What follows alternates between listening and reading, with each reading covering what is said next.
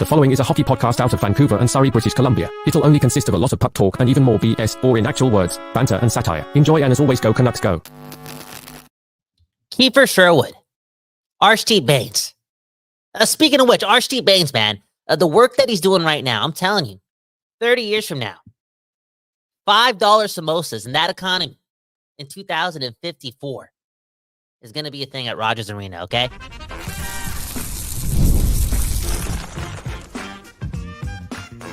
You're Locked On Canucks, your daily podcast on the Vancouver Canucks, part of the Locked On Podcast Network, your team every day. People, we back doing this, and that's talking about your Vancouver Canucks. My name is Kyle Bowen.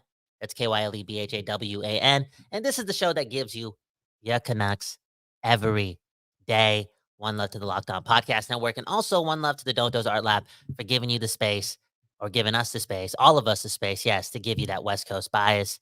Man, oh man, they've been doing that for years and years and years. And what is that? They've been, again, looking after their neighbors. Speaking of which, our neighbors, man. For real, the Vancouver Canucks back in town, doing their thing, ending off the preseason, making the city feel good.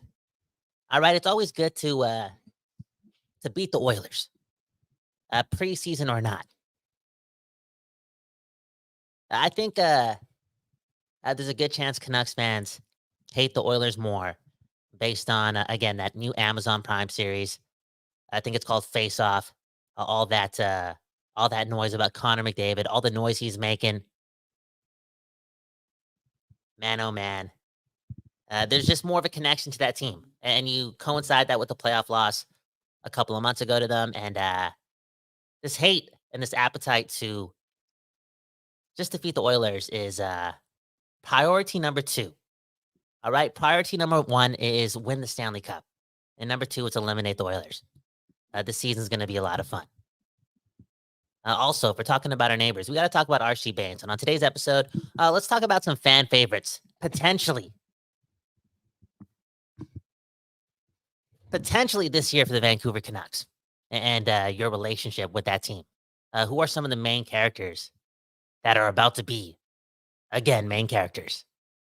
And Archie Bains has a chance. And I didn't think this was possible. Okay, for real. Lecker Mackey. Making a lot of noise. Atu Ratu. Making even more noise. And this may not be relatable, but I think it is. Daniel Sprong making a lot of noise and not making a lot of money. Okay, if that guy doesn't have a strong camp, doesn't, tickle our imaginations, there's a chance, right? With this team that has a lot of depth, and again, Jonathan Lekermacki, that Sprong, could have been on the outside looking in, just like Archie Bains. I felt as if at the start of camp, with all those things happening, Archie Bains was, an easy send down to Abbotsford. And that's okay, because the guy, he's super resilient, super young, living the dream. Life is long. And he's obviously not just a favorite amongst a large portion of the fan base for obvious reasons, but he's a favorite within the coaching staff, okay? I think Rick Tocchet has a strong eye on everything Archie Bains. And that's, again, prior to what he's done over the last 2 days. Look at the opportunities that Bains got last year. I think he played about 8 or 9 games. And I don't think I'm wrong on this, but I feel as if a lot of those minutes were with JT Miller. He had opportunities. They see something in him, and I think they see a lot more now, because he's been able to get better as camp has evolved, which is not an easy thing to do for a young player again, seeing other players get more of the limelight, possibly take your opportunity. You're a young player. You've had to take the long road this whole time in your thing called your hockey life. Here's another instance where that may be happening. And for a lot of players, I feel as if it's a time where you get down on yourself, you're not as motivated, and you get sent down, and that's your humbling experience, right? But Archie Bains in the middle of camp once again proved that he's so resilient. And because he's so resilient, you can't really doubt this guy.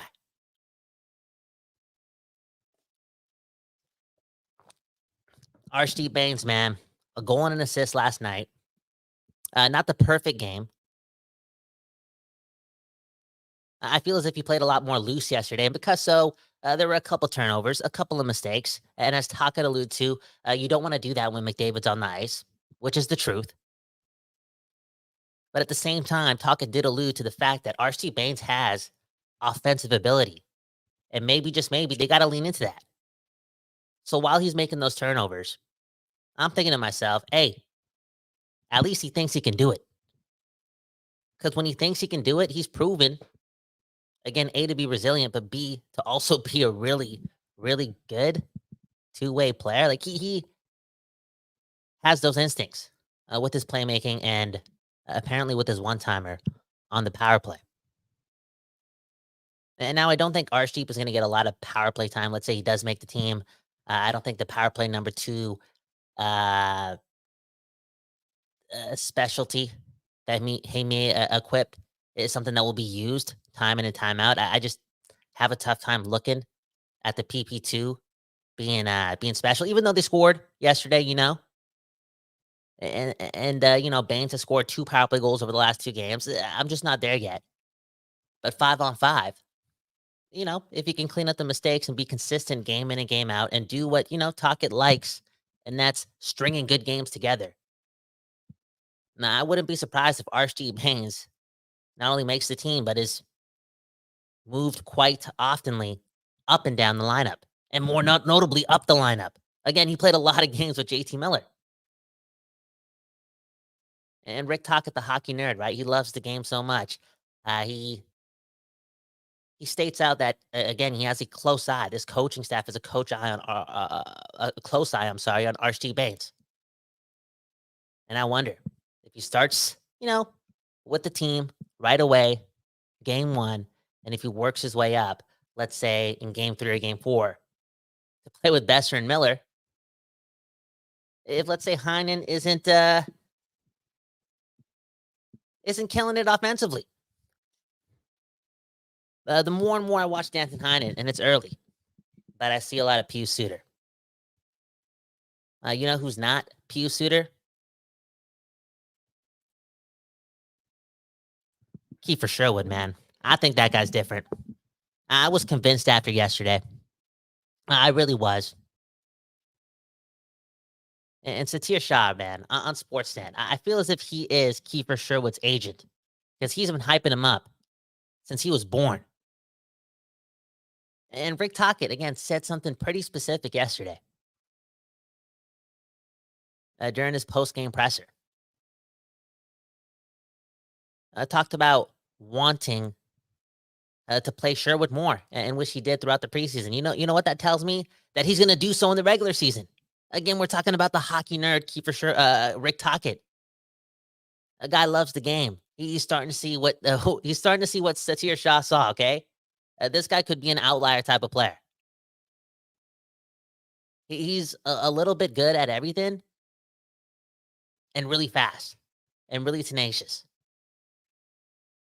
Rick Tocchet definitely is going to love a player like that. And you saw it, man. You saw it. And I know we barely saw it, but we saw it. 5-on-5. It's not as if Heinen, Besser, and Miller were lighting the world on fire. You can say the exact same thing about Sprong, Jake DeBrusk, and Elias Pettersson. You saw it, and you're going to see it. There's going to be a lot of movement early on in that top 6.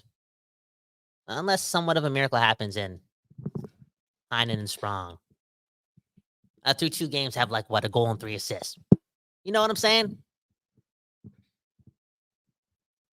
The Canucks, outside of Besser and DeBrusk, I feel as if all the other wingers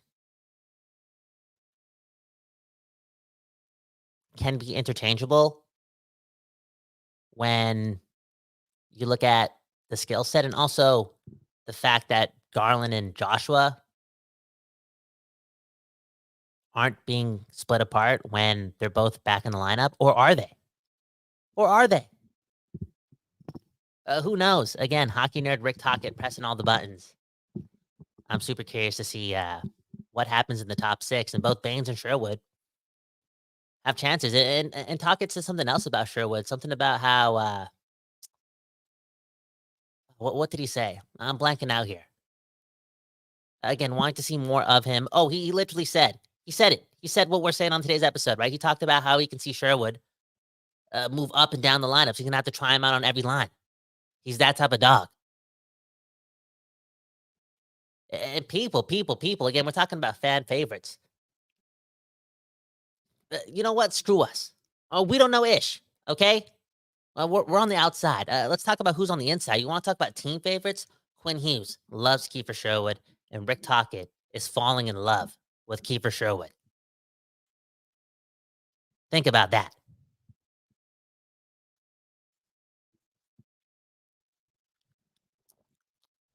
The Norris Trophy winner and the biggest hockey nerd in the world. Love Kiefer Sherwood. And this dude's a 2-year project for these guys. Straight up. What type of players Kiefer Sherwood going to be at the end of this contract? I truly do believe that Bains and Kiefer Sherwood have a chance to make a lot of noise, build strong relationships with the fan base. Sherwood probably has a better opportunity this year. Bains, I know I got that West Coast bias. I also got that Surrey bias. It's not that I'm doubting you. I'm just saying Suter's not playing right now. Joshua's not playing right now. You know what I'm saying? You got to keep being resilient. You got to keep getting better. As Tocchet alludes to, you got to keep putting good games together because heavy competition is just around the corner. It's hard for me to say that he's going to be better than Dakota Joshua. Hey, there's a chance he could be as good as Pius Suter, but maybe I'm putting a lot of hate on Pius Suter, who is cerebral, who is smart, who doesn't make a lot of bad plays. But in the time being, Bains is capitalizing, and let's see what he does with it against Surrey, man. Surrey, my girlfriend and I were chilling, a couple weeks ago, and she brought up Archie Bains and asked if he was gonna is he gonna play for the Canucks this year? And I was like, I don't know how many games he's gonna get, but I'm pretty sure he's gonna be in Abbots for most of the year. There I was doubting the guy. I was talking about Jonathan Lecker-Mackey being a poor man's David Pastrnak. She said, "Pass the what?" And then we went out for some Italian right after that. Now, speaking of which, man, who makes better pizza in Surrey, man? The Punjabi people or the Italian people? Well, you know what? Okay, you know what? Hockey, man. Let's get to the comments, man. Let's get to the damn comments, okay? Look at this, okay? Lyndon Bateman. Sup, my brown brother Kyle. Sup, my, what are you over there? You could be a lot of things, man. It's 2024. It's almost 2025. I don't want to say the wrong thing. I don't want to go to court. Andrew, look at this, okay? Bains could be a dark horse for the bottom 6 this year. Yo. That's something else. That's some extreme internal competition. That's a logjam against Suter and Joshua hurt. Recovering from injuries. Not in the lineup. And internal competition, right? Those guys come back. Bains gets sent down because of cap reasons, because of the waiver eligibility, right? Right? I'll tell you what, though. If he's really, really good, like if he's as good as Niels Höglander, which, dude, I'm more Sweden than I am Surrey today. I just don't see it happening. I love Höglander's game right now. But let's say that does happen. Bruh. A winger for a defenseman, a hockey type of trade, Rutherford and Alvin being hungry all the time to make a deal, treating this life like a video game, like a simulation. Boy, that would be something. Again, Archie Bains, if he does all that, this guy is the fan favorite, man. $5 samosas, $20.57. On that note, did you see the food prices for some of the items at the Utah Hockey Club arena? Man, oh man. That's gotta happen, man. That's gotta happen. We gotta look after our neighbors. I say it on every episode. And these people, man, these people. I know it's all about making a dollar. Whatever that means, but there's gotta be a way ASAP to make food costs lower, not only in the world, but especially in an arena. Why are people paying $14 for a hot dog, $8 for a bottle of water? What's going on, man? Make the people happy. You make the people happy, they're gonna be louder in the seats. Your team's gonna win more games. More people are gonna be buy jerseys, man. You know what I'm saying? Stop thinking so small and treat the people good. Let them reward you, okay? And not have them be mad at you. $8 bottle of waters, man. Unreal. Utah, man, setting the tone. You know what? If the Canucks don't win the Stanley Cup this year, I want Utah winning the Stanley Cup. And when the documentary comes out and they ask how they did it, they're gonna be like, "Yo, it's all about the fans. The fans got us here, okay? You and you and you and you." Because that's the truth. That's not a spiel. That's not writing. That's the truth. Your neighbors get you there. So I want Utah saying it. The fans got us there, and they're gonna talk to some of the fans. They're gonna be like, "Yo, how could we not be loud? We're going to the game. $2 hot dogs, straight up. Do the math." Anyways, Kurt Richardson saying this, okay? Quinn Hughes not only entertaining us on the ice, but also trying to get this new generation to read books again. What a guy. Living the dream, man. But if I take this mask off, I may be Quinn Hughes. Okay? Shout out to Books, man. Join the Discord. A bit of a book club down there. Been there. Shout out to Bucks, man. Right now I'm reading the DeMar DeRozan autobiography. I'm also reading the Aaron Rodgers biography that someone else wrote. So I don't know what to specifically call that type of book, but hey, reading both those books. Also read The Four Agreements. That was something else. That changed my life. One left to read in books. Read more books. You're already reading captions. You're already reading comments. You're already reading text. Reading is a superpower. They used to murk people, okay, back in the day who read books. They used to burn down libraries. Reading is a superpower. Instead of reading captions, read some damn books, okay? It's Saturday morning. Can we talk about hockey? Come on. Look at Andrew, okay? We have 3 solid pit bulls on this team now in Sherwood, Garland, and Hoglander, man. Size doesn't matter, man. Size doesn't matter. The toughest guys, the most physical guys on this team, the biggest POSs on this team in our forward group, all 4'4".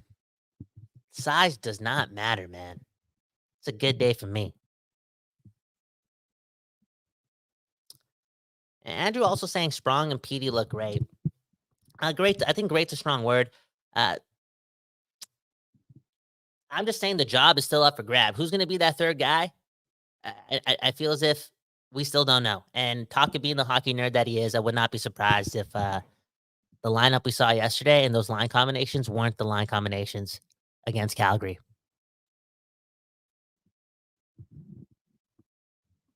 A Nucks fan saying Sherwood is a dog out there. He really is. And look at this, man. He also saying that Forbert gained his respect last night after Nurse's hit on Sherwood. Darnell Nurse, man. Okay, here's the thing, man. Okay, I've been so all over the place with our number 5-6 defenseman, Vincent Darnay. Forbert, okay? Yogurt. I'm not taking this seriously, okay? And then I snapped out of it yesterday. At the end of the episode, I said, you know what? I got to stop talking ish. Vincent Darnay is going to be a better player than Darnell Nurse. Remember that. And Forbert, man, gained my respect as well. After Nurse, was Nurse again. Trying to have the nurses work overtime again. Goes after Sherwood. Forbert goes after Nurse. And he was easy on him because it was the preseason. You can tell Forbert's a respectable guy. A real man. He was easy on him. But if that was a regular season, a couple more shots. One love to Forbert, though. Definitely did a lot for my heart last night. Look at this comment from Mr. Fuji. Brett the Hitman Bowen. Bro, you know what? The more and more I watch more documentaries on the WWE and learn more about the history of the WWE, I learn more about how much of a real man Bret the Hitman Hart was. Canada. That's Canada.